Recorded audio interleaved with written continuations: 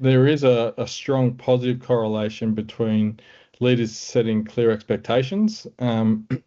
And the top three areas of with the strongest relationship around setting clear expectations as a leader is actually my job having an adverse effect on my mental health.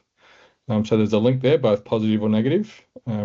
There's a strong link between setting expectations and workers holding each other accountable. So setting expectations with the workforce around calling out unacceptable behaviour that might lead to stresses. And then lastly, a real link between setting clear expectations and supervising focusing on workable solutions rather than blame.